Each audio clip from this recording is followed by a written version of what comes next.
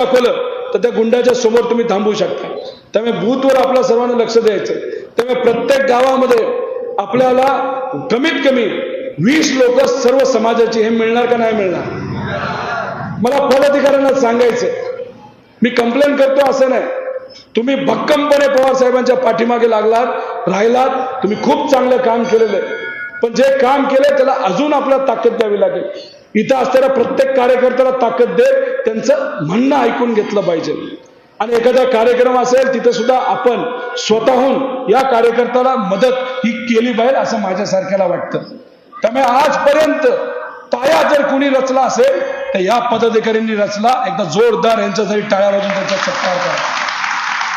आता याच्या पुढे यांच्या मार्गदर्शनाखाली तुमच्या बरोबर मी सुद्धा तिथं असणार आहे. आणि आता जो पाया रचला त्याला आता वरचा मजला आपल्याला तिथं करायचा आहे. त्यामुळे याच्या पुढचे 20-22 दिवस आपल्याला हे इलेक्शन ताब्यात घेण्यासाठी लोकांनी घेतलंय, पण कार्यकर्ता म्हणून लढण्यासाठी आपल्याला आता कुठेतरी अग्रेसिव्ह व्हायची जरूरत आहे.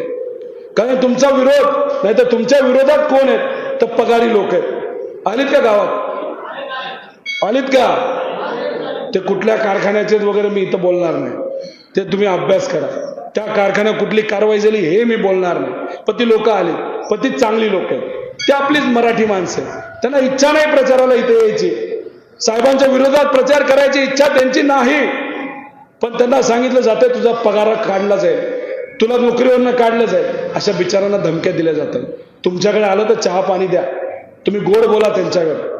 आणि गोड बोलल्यानंतर ते नक्की जाता जाता तुम्हाला सांगतील, कोणाला सांगू नका, पण वातावरण तुतारीच जास्त दिसते हे सगळे तुम्हाला सांगतात.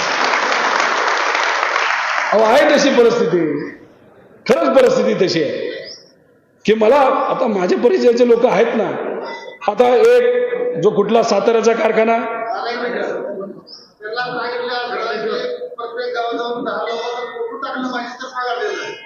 असं आहे काय?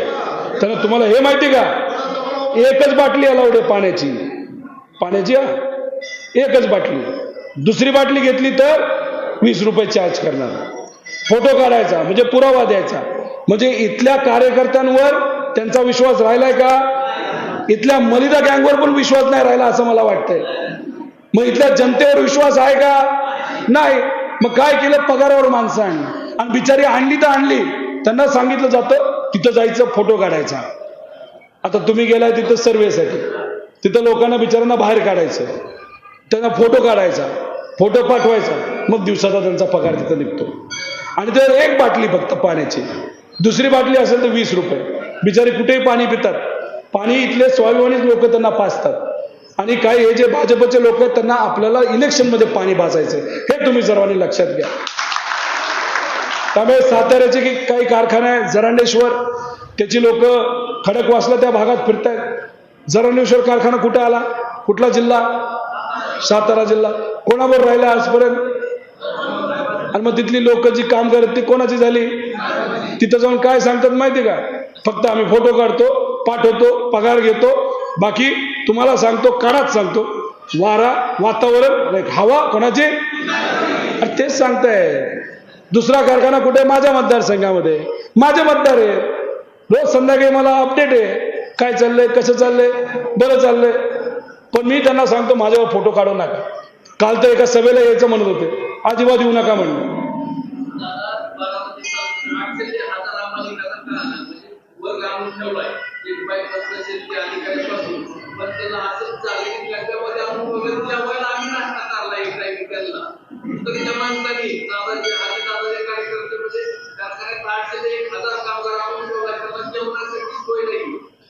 काय आहे त्यात सुद्धा मलिदा गँग पैसे खात असेल बघा.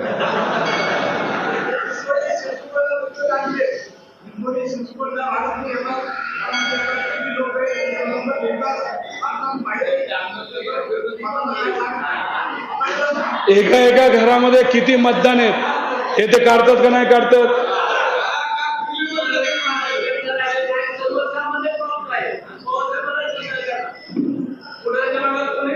हो ना, पण मतदारांना आपल्याला मतपेट्यापर्यंत न्यावं लागेल ना बटन दाबायला. हा, झेंडे तर घ्यावे लागतील आपल्याला, झेंडे घ्यावे लागतील. आपला गमछा घालावा लागेल, लोकात जावं लागेल. आपलं हे पोचले का काय ते पॉम्पलेट तुमच्या घरी नाही, लोकांच्या घरी पोचलेत का? नाही पोचलं असं समजायचं, याच्या पुढे पोचवायचं आणि त्याचं नियोजन आपण योग्य पद्धतीने करू. यांच्या बरोबर मी सुद्धा आता तुमच्या बरोबर आहे, लढायचंय, जिंकायचंय, पण भाजपला आपल्याला हरवायचं. खोटारडे आहेत राव. अहो, आरक्षणाच्या बाबतीत तुमच्याकडे लय अभ्यासू लोक दिसत आहेत आणि कदाचित माझ्यापेक्षा जास्त शिकलेले दिसत आहेत.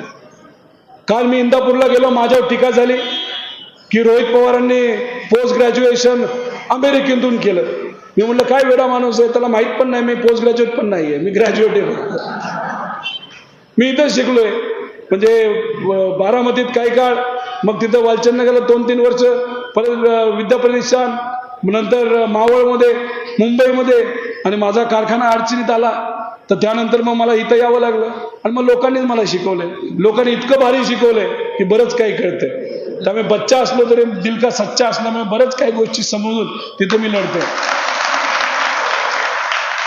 त्यामुळे सुप्रियाताईंनी काय केलंय तर तुम्ही पार्लमेंटचं भाषण त्यांचं बघा. सगळे सुप्रियाताईंनी अनेक विषयांवर भाषणं केली, पण प्रामुख्याने तुम्हा सर्वांना आजचा विषय घ्यायचं झालं तर त्यांनी मराठा आरक्षणावर मुद्दा मांडला, त्यांनी धनगर आरक्षणावर मुद्दा मांडला, मुस्लिम आरक्षणावर त्या बोलल्या, त्यानंतर लिंगायत आरक्षणावर त्या बोलल्या. आणि तुमचा अभ्यास माझ्यापेक्षा चांगला असल्यामुळे तुम्ही एक काम करा, भाजपचा कुठला असा खासदार आहे ज्यांनी मराठा धनगर आरक्षणावर चर्चा केली बघा. तुम्ही एक सुद्धा मिळणार नाही, तुम्हाला एक सुद्धा मिळणार नाही. आता मराठा आरक्षण मिळालं, आपण 16% दिलं होतं. 16% आरक्षण दिल्यानंतर तिथं एक माणूस कोर्टात गेला, मी सारखं नाव विसरतो, ते गाढविणीचं दूध पिणारा कोणतरी माणूस आहे. बरोबर. अहो, मला त्या शेजाऱ्याचा फोन आला, तो म्हणला अहो बघा ना माझ्याकडे काय झालं. म्हटलं काय झालंय?